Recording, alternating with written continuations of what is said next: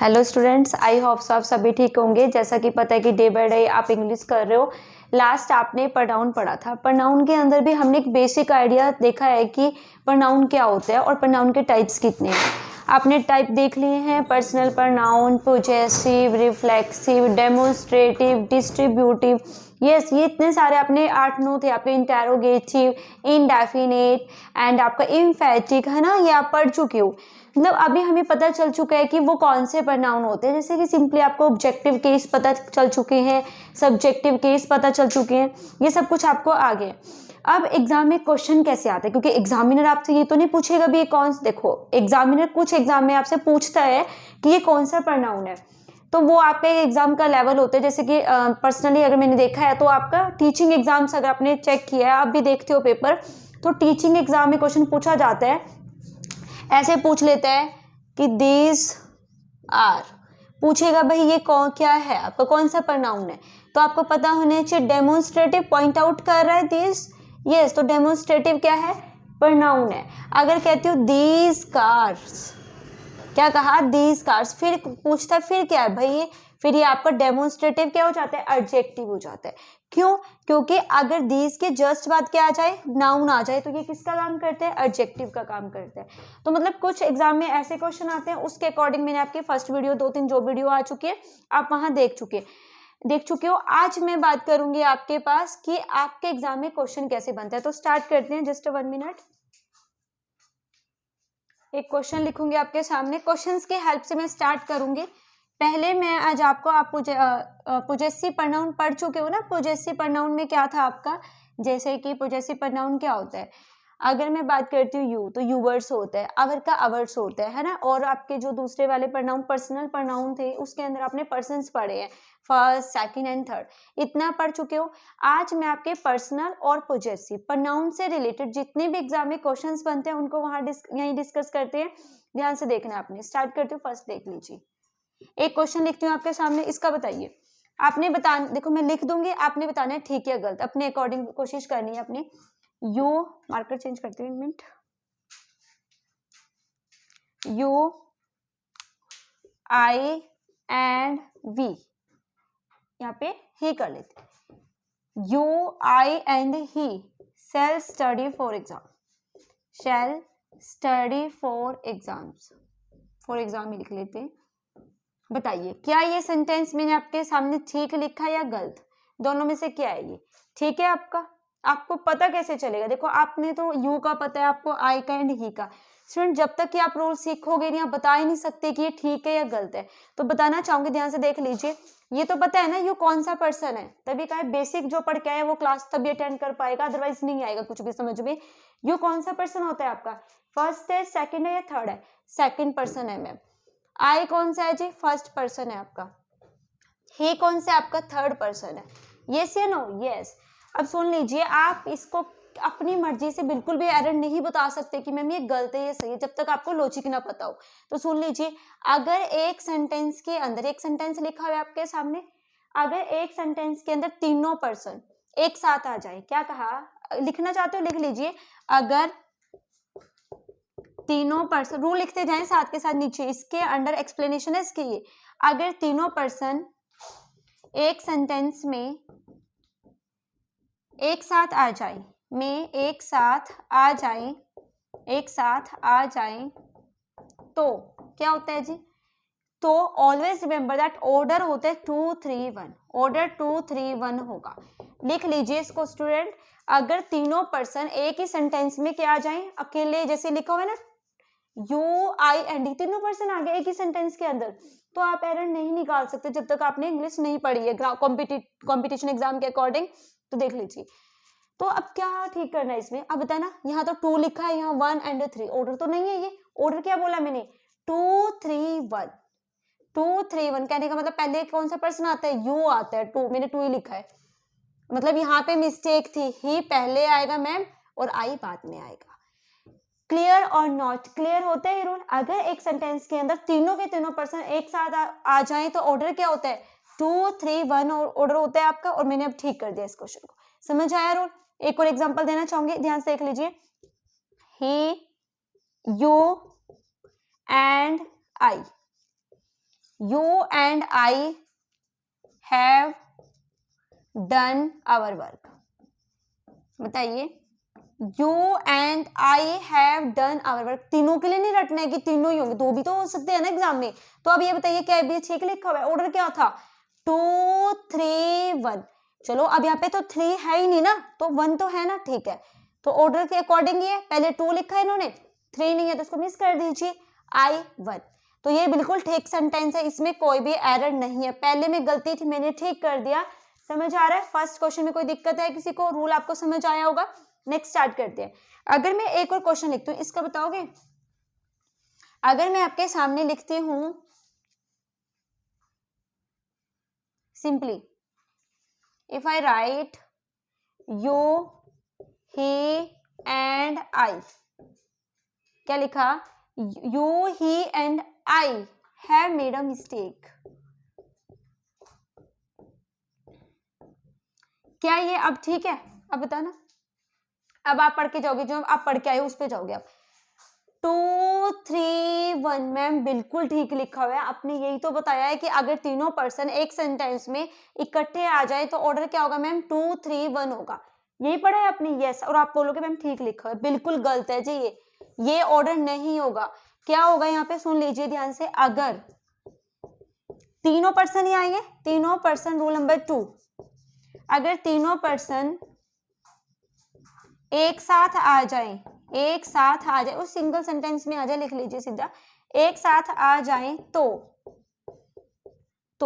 ध्यान से सुन लीजिए, तो ऑर्डर 1 2 3 होगा। सुन लीजिए। आपको मैम ये कैसे? अभी तो 2 3 1 बोला था, 1 2 3 बोल रहे, बिल्कुल 1 2 3 होगा। पर कब होगा?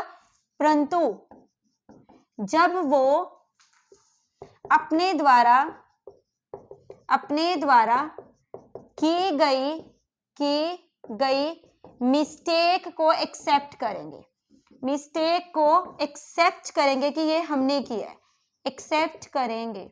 सुन लीजिए कुछ स्टूडेंट्स, कितना आप खुद सोचिए, आप कहते हो हम इंग्लिश आ गई, मैंने प्रोनाउन खत्म कर दिया, आप मानते हो आपको इंग्लिश आई है, कैसे करोगे? इसको कर ही नहीं सकते ना, ठीक। तो ये भी पता ही होगा, आधा अधूरा ज्ञान आपका जहर के समान होता है। अगर आपको नहीं आती है ना पूरी चीजें, तो वो आपके लिए बिल्कुल जहर का काम करेगा। अब आपको मैं वो सिखा के चली गई, आपने यही नहीं सीखा, तो आप इसको गलत करते हैं ना, आप कहते हैं ठीक लिखो, बिल्कुल गलत है।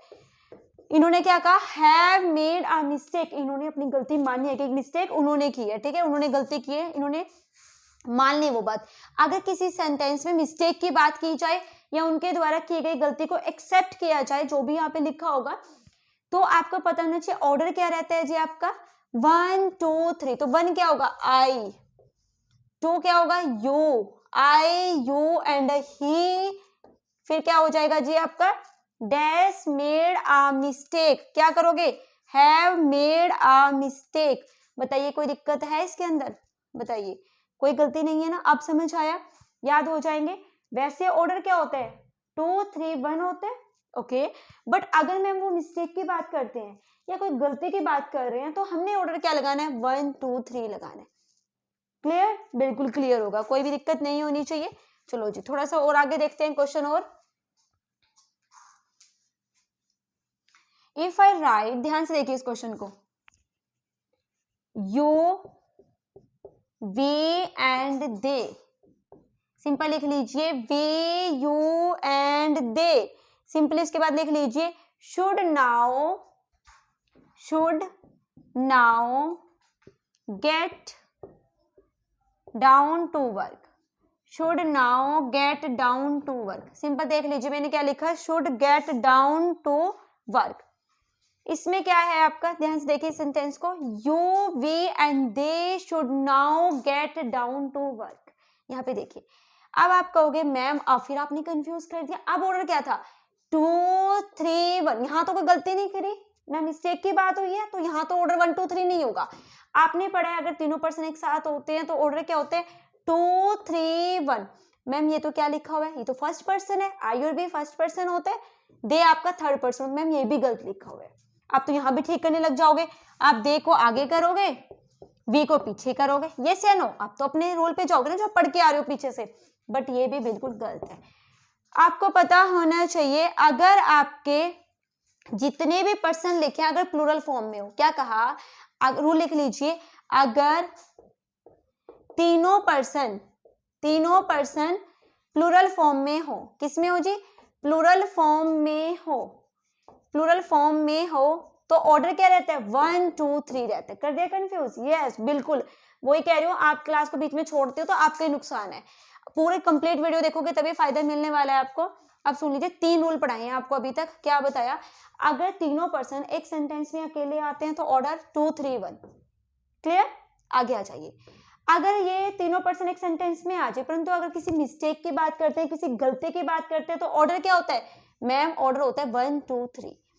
अभी प्लूरल फॉर्म थी ना, ये भी यू प्लूरल है, वी प्लूरल है, दे प्लूरल है, तो ऑर्डर क्या होता है 1 2 3। तो ठीक कर दीजिए, वी यू एंड दे हो जाएगा यहाँ पे, वी यू एंड दे। समझ आया? अगर ये प्लूरल फॉर्म में होता है, प्लूरल फॉर्म में तो ऑर्डर क्या रहता है 1 2 3 रहता है। क्लियर और नॉट? मुझे नहीं लगता इन तीनों में कोई भी दिक्कत होगी आपको। समझ आ रहे होंगे? बिल्कुल आ रहे होंगे। अब मैं कुछ क्वेश्चन लिखती हूँ आपके सामने, इसका आंसर करना आप एक बार। इफ आई से, बताना इसको, let I do this work. Simply लिखा let I do this work. Please tell me इसमें क्या एरर है, क्या बता सकते हो इसमें क्या गलती लिखी है मैंने, बताना। एक क्वेश्चन और लिखती हूँ, there is no difference, there is no difference between she and I, between she and I. मैं मार्कर चेंज करती हूँ इतना, आप देखिए इसको, बिटवीन शी एंड आई। बता सकते हो इसमें क्या गलती है? स्टूडेंट्स बिल्कुल भी नहीं बता सकते, जब आपने पढ़ा ही नहीं है तो आप बताओगे कैसे? आप तो अपने कॉमन सेंस यूज करोगे। Let I do this work, ये तो आप बता ही दोगे मैम, यहाँ पे आएगा let me do this work, but why का आंसर है आपके पास, नहीं होगा। आप कहोगे मैम लेट के बाद मी ही लगता है तो मी आएगा यहाँ पे, फिर इसको ठीक कर दीजिए। अगर कर सकते हो तो नीचे वाले को भी ठीक करिए। There is no difference between she and I, बिल्कुल गलत है। यहाँ पे क्या होगा, ध्यान से देख लीजिए girls, between her and me, क्या आएगा यहाँ पे, बिटवीन हर एंड मी आएगा, शी और आई यहाँ पे रोंग है। अब आपको तो नहीं पता नहीं कैसे होगा, अब सुन लीजिए, मैं आपको कुछ रूल बताती हूँ कौन कौन से वर्ड है।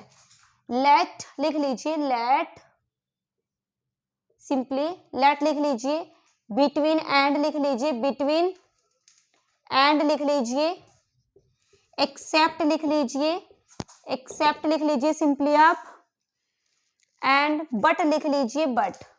तीनों वर्ड ध्यान से देखिए, let, between and except, like, like.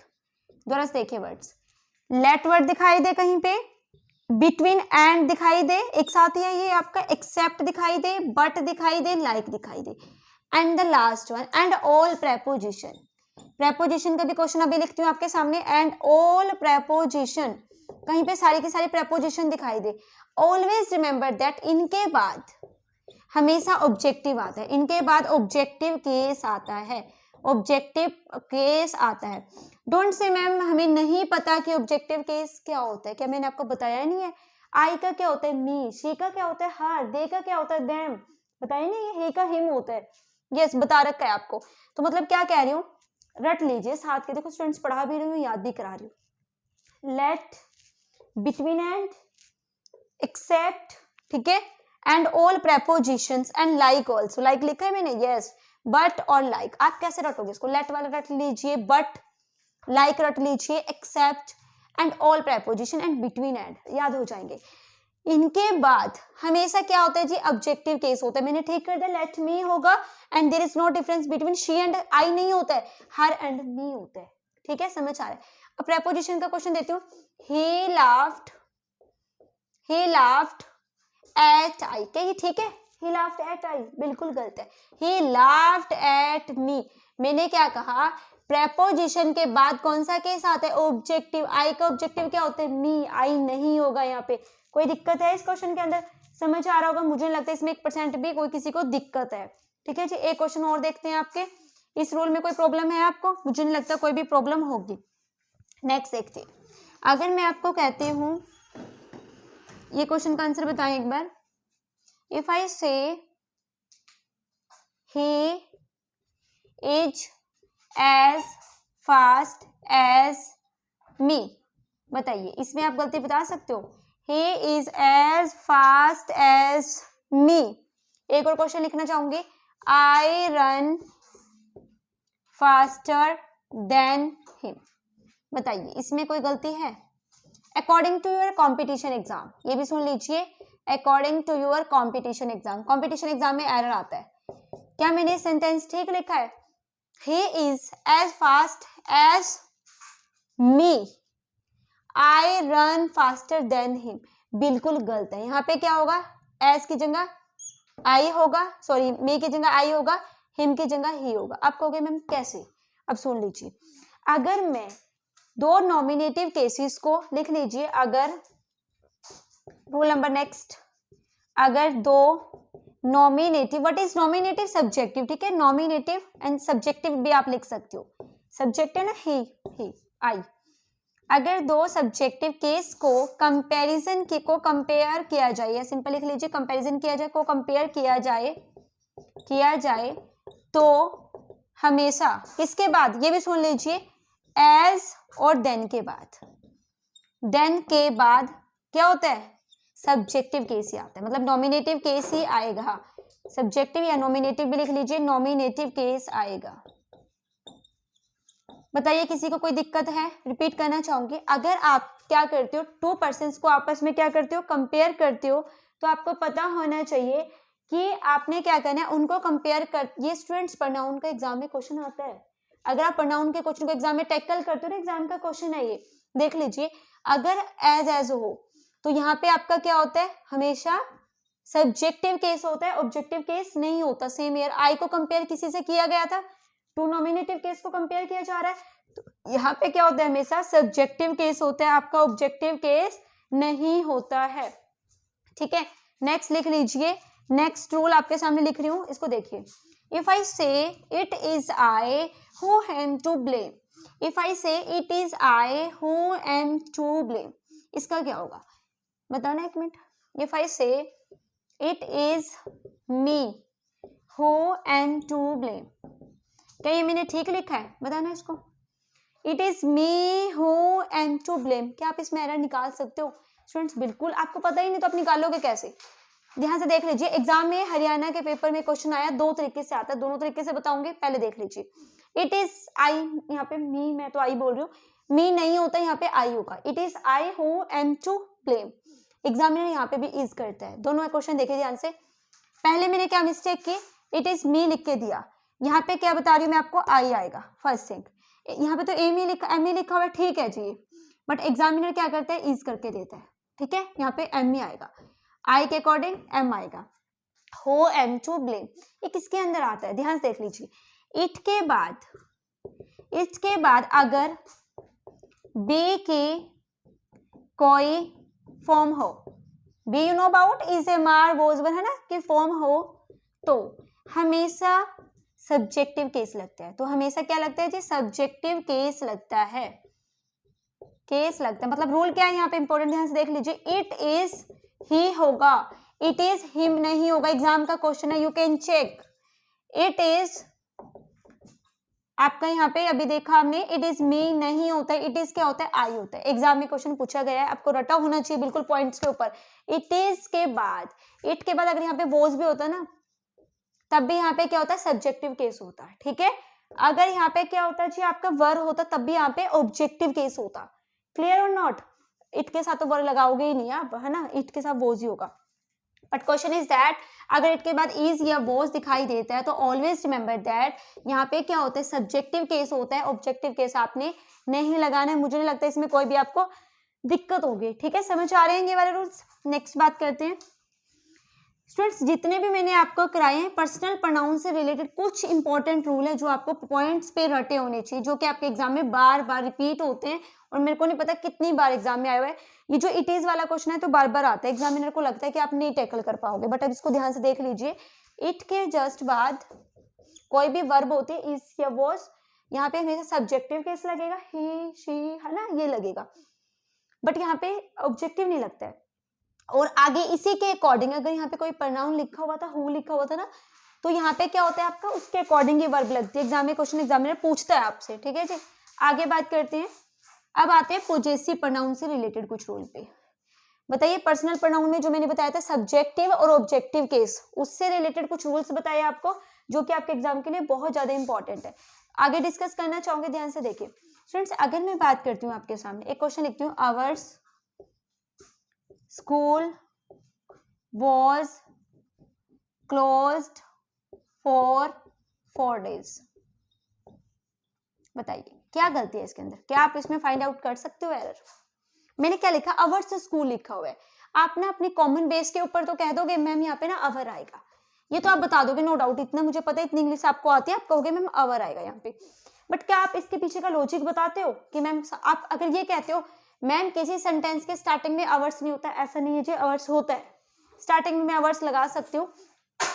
पहली बात तो मुझे बताइए अवर्स वर्ड है क्या, पोजेसिव प्रोनाउन है, यस या नो, यही था ना possessive pronoun, yours, theirs, hers and mine, ये पोजेसिव प्रोनाउन है। रिपीट करा देती हूँ एक बार, ये सारे आपके पोजेसिव प्रोनाउन थे, ठीक है।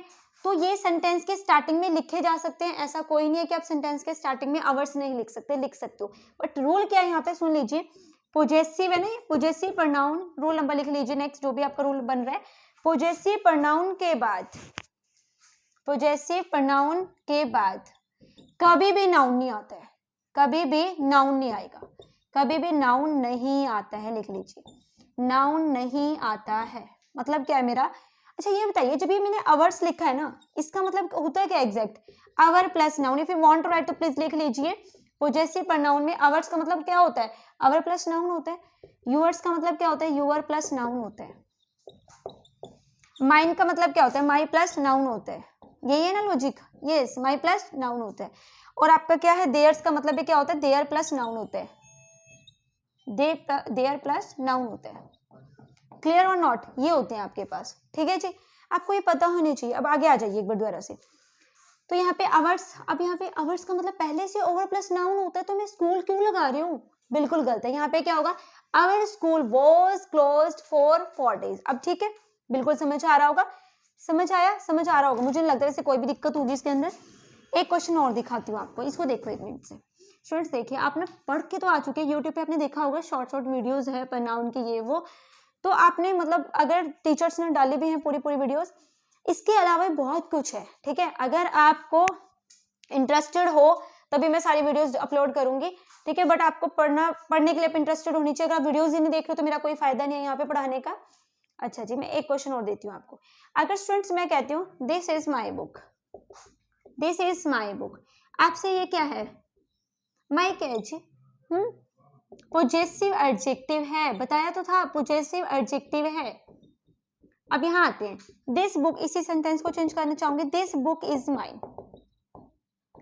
पहले मुझे ये बताइए दिस बुक इज माइन, ये ठीक है, बिल्कुल ठीक है जी। यहाँ पे एक बार ध्यान से देखिए, दिस बुक इज माइन, जो ये माइन का मतलब है, इसका मतलब ये क्या है, माई प्लस बुक है, यह बुक मेरी किताब है। और आपने सुन लीजिए, पोजेसिव प्रोनाउन का आप यूज ही क्यों करते हो, टू अवॉइड रिपीटेशन। मैं यहाँ पे माई बुक द्वारा से नहीं लिखना चाहती थी, इसलिए मैंने यहाँ पे क्या यूज किया, पोजेसिव प्रोनाउन यूज किया, माइन मैंने यहाँ पे लगा दिया, ठीक है। कोई दिक्कत है, मुझे लगता है इसमें 1% भी आपको कोई दिक्कत होगी, तो समझाने के लिए है ना। अब ये माई प्लस बुक, इसको यहाँ पे माइन होता है, बट यहाँ पे मुझे अगर माइन यूज करना है तो यहाँ पे this book is mine. Clear और नॉट, बिल्कुल क्लियर होगा, ठीक है जी, समझ आ रहा है। ये ऐसे एक को समझाने के लिए था, ठीक है, कोई दिक्कत नहीं होगी इसमें। अब मैं आपको एक क्वेश्चन लिखती हूँ, इसका बताना आप। इफ आई से, देख लीजिए, yours is a new car, एक ये लिखा, hers is a beautiful house, क्या ये सेंटेंस ठीक है। अब आ जाइए अपनी छोटी सी, जो आप इंग्लिश पढ़ते आ रहे हो शुरू से, ब्यूटीफुल हाउस, जो आप बचपन से पढ़ते आ रहे हो इंग्लिश, बताइए क्या ये ठीक लिखा है मैंने। आप कहोगे मैम ना तो हमने कभी हर्स स्टार्टिंग में देखा है, ना ही हमने कभी यूअर्स देखा है। बिल्कुल स्टूडेंट्स होता है, बिल्कुल लगता है। आप इसका रूल लिख सकते हो, पोजेसिव प्रोनाउन सेंटेंस के स्टार्टिंग में लगाया जा सकता है, सेंटेंस के स्टार्टिंग में लगाया जा, स्टार्टिंग में एज अ सब्जेक्ट लिखिए पूरा complete, as a subject. Rule एक और चीज, मैं क्या कर रही हूँ, मैं एक क्वेश्चन लिख रही हूँ, नीचे रूल, आप उसको रूल की तरह एक्सप्लेन करें, एज अ सब्जेक्ट लिख सकते हैं। देखो स्टूडेंट, यूअर्स आगे लगाइए या लास्ट में लगाइए एज ऑब्जेक्ट, कोई दिक्कत नहीं होती, बट चेक क्या करना होता है, यूअर्स के बाद कोई नाउन ना हो। एरर एग्जामिनर ये करते हैं, yours car is a new car, वो गलत हो जाता है। यूअर्स का मतलब वो क्या कह रहा है, your car is a new car. Hers is a beautiful house, यहाँ पे क्या मतलब है, her house is a beautiful house. यहाँ पे जो हर्स लिखा है ना, इसका मतलब क्या है, हर प्लस नाउन है ऑलरेडी। हर्स जब मैं वर्ड लिखती हूँ ना, तो इसका मतलब ऑलरेडी इट एग्जिट्स, क्या एग्जिट करता है आपका, ये हर के साथ एक नाउन पहले से है इसके पास ऑलरेडी, ठीक है इसके पास। तो यहाँ पे her house is a beautiful house. अगर मैं हर्स के बाद ही एक हाउस लगा देती हूँ तो ये ग्रामेटिकल रॉन्ग हो जाता है। क्यों? क्योंकि हर्स के साथ पहले से एक नाउन लगा हुआ है, उसके जस्ट बाद में एक नाउन नहीं लगा सकते। एग्जाम में क्वेश्चन है, बहुत छोटा सा एरर आता है, बहुत बड़ी स्टेटमेंट होती है, बीच में लिखा होता है एरर, आप चेक नहीं कर पाते, ठीक है, आपको पता होना चाहिए। ओके, समझ आ रहा होगा। अच्छा, एक क्वेश्चन और लिखती हूँ, ये एज अ सब्जेक्ट बताया मैंने, अब मैं आपको एज अ ऑब्जेक्ट बताती हूँ। If I say he has lost your books and mine too, बताइए मैंने क्या कहा, he has lost your books and mine too, इसमें क्या ठीक है, ये बिल्कुल स्टूडेंट्स बिल्कुल ठीक है। मैंने क्या कहा, इसका रूल क्या है, लिखना चाहते हो लिख लीजिए, possessive pronoun, possessive pronoun as a object use किया जा सकता है। क्या कह रही हूं, एज अ ऑब्जेक्ट यूज किया जा सकता है, कर सकती हो आप, यूज किया जा सकता है। माइन टू का मतलब क्या है, माई बुक्स टू, ठीक है, माई बुक्स मतलब वो क्या बात कर रहा है कि उसने अपनी बुक्स के साथ मेरी बुक्स भी गुम कर दी है, ठीक है। तो यहाँ पे क्या हो जाएगा, माइन बिल्कुल ठीक लिखा हुआ है, मतलब यहाँ पे क्या है, माई प्लस बुक्स है। मतलब मैं क्या कह रही हूँ, जो पोजेसिव प्रनाउन है उसको एज अ ऑब्जेक्ट भी मैं यूज कर सकती हूँ, उसमें कोई भी गलती नहीं होती है, ठीक है, इसमें तो कोई समझाने वाली बात नहीं है। बट यहाँ पे मेन पॉइंट इज दैट जब मैं पोजेसिव प्रनाउन यूज कर रही हूँ तो आपको पता होना चाहिए कि आपने क्या करना है, हमेशा पोजेसिव प्रनाउन के जस्ट बाद कभी भी नाउन नहीं लगाना है, बस ये मेन पॉइंट है मेरा कहने का, ठीक है। मैंने यहाँ पे माइन लगाया ना, मैंने यहाँ पे बुक्स नहीं लगाया। एग्जामिनर क्या करेगा, माइन लगा के ना बुक्स लगा देगा, ठीक है, ये एरर आता है एग्जाम में। ओके, अब मैं नेक्स्ट वन की बात करती हूँ। अब आते हैं वेरी वेरी इंपॉर्टेंट क्वेश्चन जो कि आपके एग्जाम में आता है। ये तो आपको इजी लग रहे होंगे और इजी ही है। अब एक क्वेश्चन देखिए, लास्ट वन है ये आपका, इसके बाद एक रूल हो रहा है आपका। इफ आई से, ध्यान से देखिए, I need your favour please, please tell me is it correct और नॉट, बताइए। हिज, यूर लिख देते हैं ना simply, sorry. If I say your separation is very painful to me, painful to me. Students अब ना आप अपने दिल पर सच्चे अपने सोच के बताना, क्या आपको, आप कहते हो ना हमें इंग्लिश आती है, आप कर सकते हो इसको। अगर आपको नहीं आती है, क्या आप इसको कर सकते हो एरर, बताओ इसमें क्या गलती निकाल दोगे आप, बिल्कुल भी नहीं निकाल सकते। और एग्जाम में क्वेश्चन आता है इसका, कंपटीशन एग्जाम तो यही पूछता है आपसे, वो ये नहीं पूछता है पोजेसिव प्रनाउन कहाँ लगाना है कहाँ नहीं लगाना है, वो एरर पूछता है आपसे। आई नीड योर फेवर प्लीज, बिल्कुल गलत है, I need a favour from you, मैंने ठीक कर दिया। क्या होता है, आई नीड यूर फेवर लिखा है ना, ऐसे नहीं होता है, I need a favour from you, ठीक है, ये होता है, फेवर फ्रॉम यू होगा, यूर फेवर नहीं होता, यहाँ पे यूर नहीं होगा।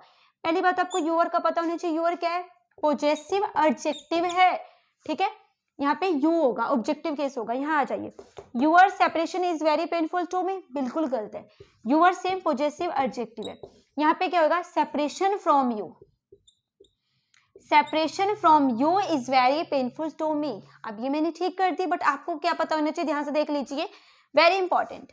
कुछ वर्ड्स है स्टूडेंट, उनके जस्ट पहले, जैसे कि आपका एक वर्ड तो यही है, फेवर, सेपरेशन, एक्सक्यूज, ठीक है, पार्डन, मेंशन, रिपोर्ट, लिख लीजिए रिपोर्ट। क्या क्या लिखा मैंने, favour, separation, excuse, pardon, mention and report. Students ये जितने भी वर्ड्स हैं आपको पता होना चाहिए, इन वर्ड्स के बाद ध्यान से देख लीजिए, इन वर्ड्स से बिल्कुल पहले कभी भी पोजेसिव एडजेक्टिव नहीं आता है, कि पहले पॉजेसिव एडजेक्टिव नहीं आता है। रटा होना चाहिए, एग्जाम के क्वेश्चन है, एग्जाम में आपको नहीं दिखाई देते हैं, एडजेक्टिव नहीं होता है। फिर ऑब्जेक्टिव केस मैंने यूज कर लिया, I need favour from you and your separation नहीं होता है, your is a possessive adjective, बस आप सिंपल रट लीजिए। फेवर हो गया, सेपरेशन हो गया, पार्डन हो गया, एक्सेप्ट हो गया, एक्सक्यूज हो गया, रिपोर्ट हो गया, कि इनके बाद इनसे पहले कभी भी आपने पॉजेसिव एडजेक्टिव नहीं लगाना है, बस इतना पता होना चाहिए। ये आपने एग्जाम में क्वेश्चन देखे और एकदम से आपको याद आ गया, ठीक है। मुझे नहीं लगता इसमें कोई भी दिक्कत होगी, वर्ड्स आपको रटे होने चाहिए, favour, separation, excuse, pardon, mention, report, ठीक है। अब मैं एक क्वेश्चन और करती हूँ, बस उसके बाद आपकी क्लास होती है फिनिश, बाकी स्टूडेंट्स हम बाद में करेंगे, ठीक है। अगर मैं आपको कहती हूँ, ध्यान से देख लीजिए, एक क्वेश्चन है मेरे पास, इफ आई से I am confident of me winning the match, can you find error? कर सकते हो आप एरर को फाइंड, बताना। she was not confident of, if I say she was not confident of me winning the match, same ही लिखा है, बताना। If I say he's winning the match, बताइए स्टूडेंट्स, क्या मैंने ठीक लिखे हैं? आप इसमें गलती निकाल सकते हो, पढ़ के देख लो। I am confident of me winning the match, कैसा लग रहा है बोलते हुए? And the she was not confident of his winning the match, कुछ गलती दिखाई दे रही है? बता सकते हो? नहीं बता सकते आप, क्योंकि आपको पता ही नहीं चलेगा। यहाँ पे गलती है, me नहीं होगा, यहाँ पे होगा my winning the match, और ये बिल्कुल करेक्ट है, his ही होगा।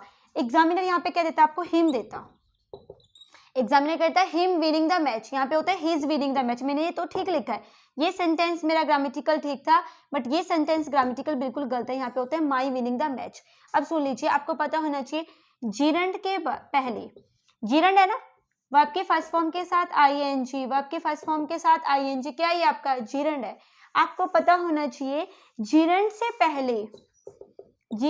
पहले आपने क्या लगाना है? पॉजेसिव एडजेक्टिव लगाना है। क्या लगाना है? अब पॉजेसिव एडजेक्टिव लगाना है, और क्या नहीं लगाना वो भी लिख देती हूँ ना। तो आपने क्या करना है? पॉजेसिव प्रोनाउन लगाना है। पॉजेसिव प्रोनाउन बोलती हूँ ना, माइंड में यूवर्स अवर्स आनी चाहिए, उसी टाइम मैसेज आना चाहिए माइंड में कि ये वाली बात कर रहे हैं। पॉजेसिव प्रोनाउन और ऑब्जेक्टिव केस लिख लीजिए। ऑब्जेक्टिव केस नहीं लगाना है। ऑब्जेक्टिव केस का मतलब क्या होता है? आई का क्या होता है? मी होता है, जो भी मैं लिखने लगी थी। ही का क्या होता है? हिम होता है। एग्जामिनर हिम लगा के देता है आपको, आपका क्या होना चाहिए? हिज होना चाहिए। याद हो जाएगा।